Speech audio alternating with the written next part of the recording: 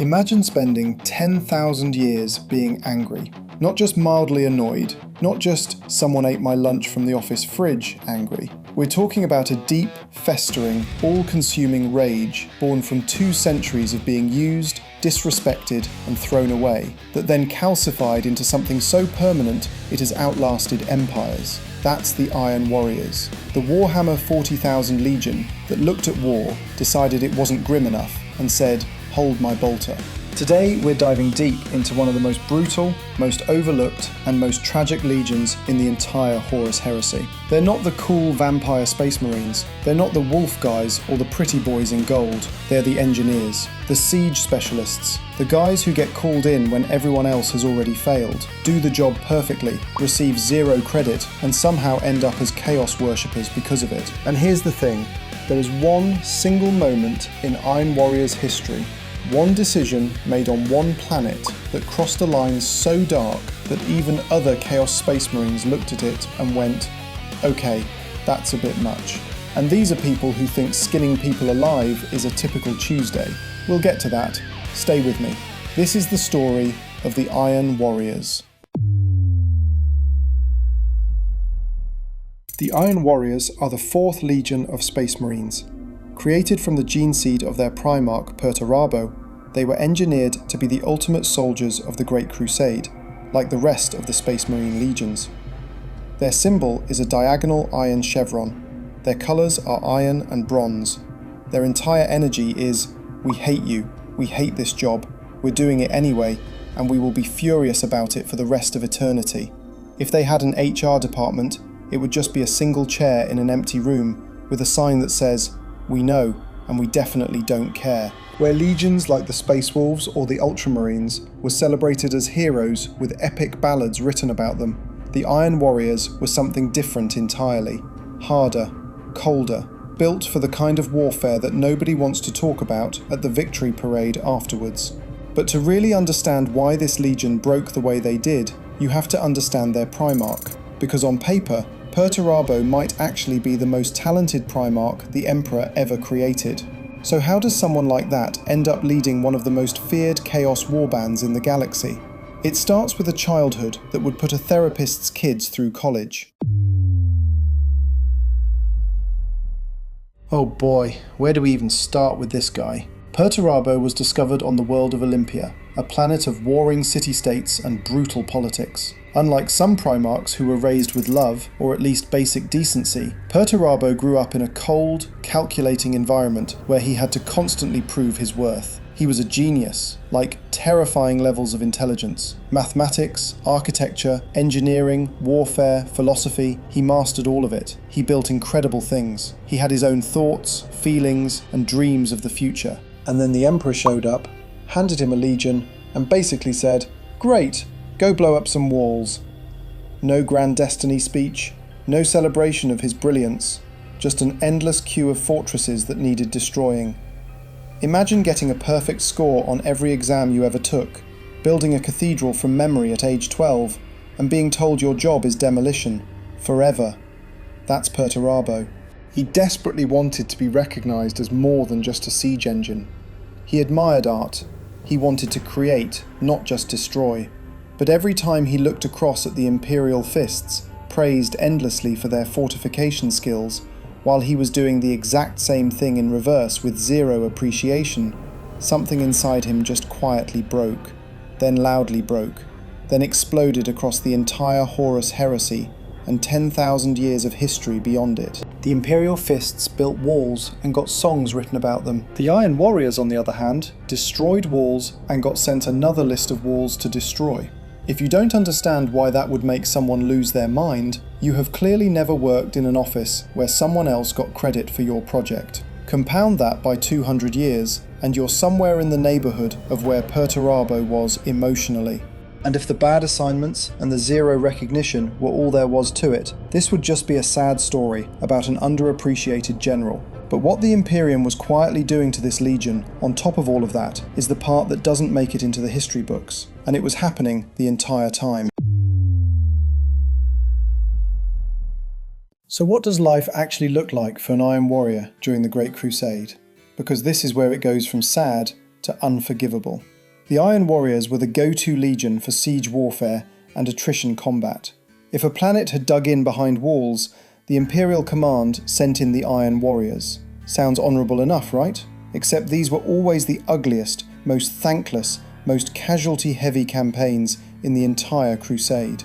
Months of grinding through blood and mud and artillery fire. Thousands of brothers lost. And when the walls finally came down, someone else showed up to take the credit. Every single time, like clockwork. Sounds dreadful, right? Well, here's the detail that tends to get skipped over entirely. On top of everything else, the Iron Warriors were constantly used as garrison troops. After they fought their brutal sieges, they would leave brothers behind to hold the planet indefinitely, in tiny, isolated groups, far from reinforcement or resupply. Just left there, on a planet they just destroyed, alone, with no timeline for pickup. That's not a military strategy, that's just forgetting your soldiers exist. Over the course of the Great Crusade, this bled the Legion constantly. Brothers stranded across hundreds of worlds, cut off, with no end date and no acknowledgement they were even still there. High Command either didn't notice or didn't care. Probably both, with a generous helping of, we don't give a frack. So, a broken Primarch, a disrespected Legion, brothers abandoned on garrison duty across the galaxy. 200 years of this, and then Perturabo got a message from home. Everything that came after, the heresy, the 10,000 years of war, the fortress at the edge of reality, all of it traces back to what he decided to do next.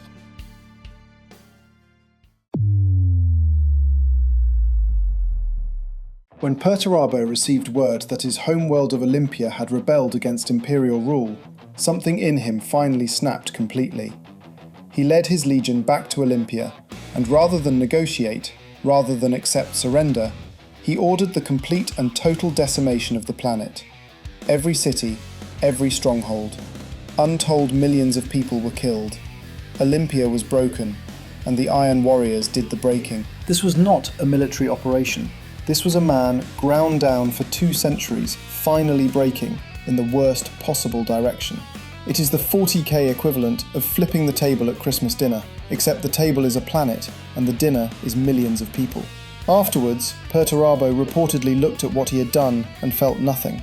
No satisfaction, no relief, just emptiness. And that emptiness is what Horus walked right into when he started making his pitch for rebellion. When you have nothing left to lose, and a brother finally telling you that you were right to be angry all along, the path to chaos becomes a very short walk. Here's the thing though, before we talk about what happened next, we need to stop and actually reckon with what these men were capable of. Because the Iron Warriors were already one of the most dangerous fighting forces in the entire Imperium before any of the dark stuff got involved. And then it somehow got worse. Even during the Great Crusade, before chaos, before the heresy, the Iron Warriors were operating on a level that made other legions deeply uncomfortable. 200 years of the worst siege assignments in the galaxy doesn't just make you competent, it makes you terrifyingly, almost supernaturally good. Their siegecraft was unmatched. They calculated the exact angle of artillery fire needed to collapse a specific load-bearing section. They mapped enemy supply lines before the enemy noticed them on the horizon. They dug trenches with mathematical precision and waited for months if necessary, because 200 years of miserable sieges teaches you patience whether you want it or not. You think you're stressed waiting for an Amazon package to arrive. These guys would encamp outside your fortress for 6 months, eating nothing but bitterness and strategic planning documents. On the ground, they brought heavy weapons, dreadnoughts, thousands of super heavies, and artillery platforms that made planetary defense batteries look like garden ornaments. They also cybernetically enhanced themselves at a rate that made other Space Marines uncomfortable, even back then. Warriors who voluntarily replaced so much flesh that the line between man and machine was already a philosophical debate before the heresy started. They didn't do it for glory. Flesh is inefficient, and inefficiency is the one thing an Iron Warrior cannot tolerate. Emotion? Replaced. Pain receptors? Gone. Existential dread? rerouted into the targeting system to better murder your enemies. Then came the Horus Heresy. The Iron Warriors sided with the traitors, fought in some of the most brutal engagements of that catastrophic war, and when it was over, they retreated into the Eye of Terror. And somehow, they got worse. Again. After pledging to Chaos Undivided, they added demon engines to their arsenal. Massive, churning mechanical nightmares that are part tank, part tortured soul, and entirely your problem now. You ever see a regular Chaos tank and think, this is terrifying enough? The Iron Warriors looked at that same tank and thought, needs more screaming. They're not maniac berserkers. They're not plague monks. They are cold, calculating professionals who happen to have demon artillery and 10,000 years of accumulated grievance. If you meet the Iron Warriors, then they have already calculated the exact probability of your survival, and are mildly disappointed it isn't zero.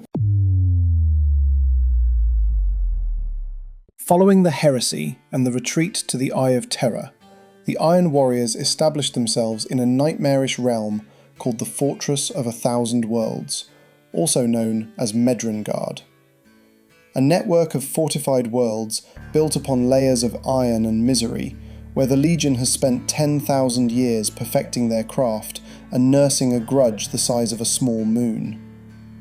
Medrengard is what happens when the most gifted military engineers in the galaxy stop attacking other people's fortresses and build the ultimate one of their own. It is less a home and more a monument to the concept of fork around and find out. They still launch massive raids into Imperial space, subjugate planets, and harvest populations for labour and experimentation.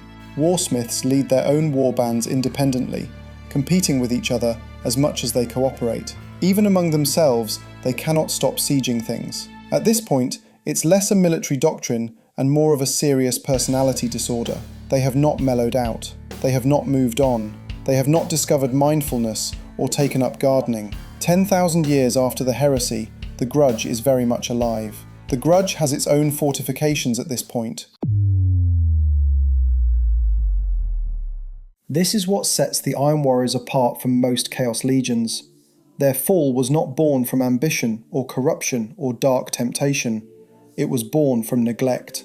From 200 years of being used up and thrown away by an institution that saw them as tools rather than warriors.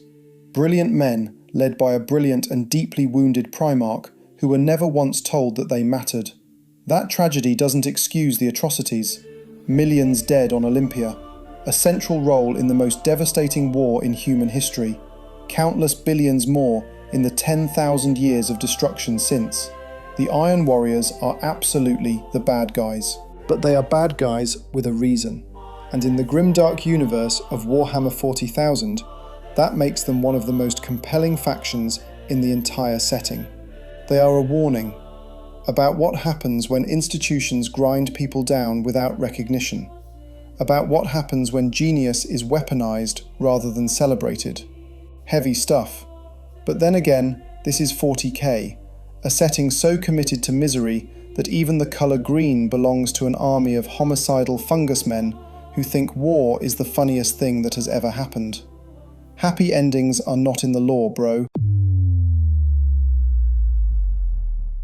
So that's the Iron Warriors, a legion of brilliant, broken men led by a genius who just wanted someone to tell him he'd done a good job. Instead, he got 200 years of thankless sieges, a genocide he can't take back, the losing side of the worst war in human history, and a fortress dimension made entirely of iron and seriously bad vibes. The Imperium created them, the Imperium used them up, and the Imperium has been paying for it in tears ever since. In a setting full of villains who are evil because the plot needs them to be, the Iron Warriors are evil because a system failed them so completely and so consistently that there was no road back. That's not a justification, it's a mirror, and in the grim-dark far future, mirrors are uncomfortable things. If you learn something from this, smash that like button and subscribe, because we are only just getting started on the Traitor Legions, and every single one of them has a story this good. Drop a comment telling me which legion you want next, and if you're an Iron Warriors fan already, let me know down below what drew you to the most miserable, most brilliant, most quietly terrifying Chaos Legion in the entire setting. See you in the next one, you filthy heretics.